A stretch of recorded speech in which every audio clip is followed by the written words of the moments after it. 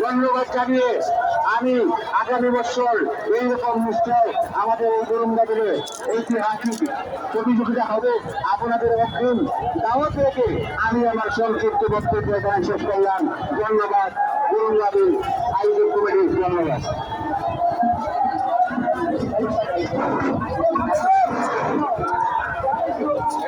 আসিয়ালো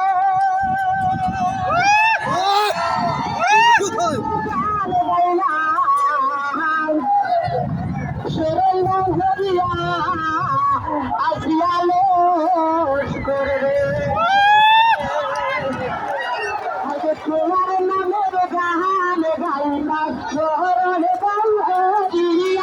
আসিয়ালো করবে। হাইরে তোমার নামের গান গাইবা শহরের আসিয়ালো করবে। আসিয়ালো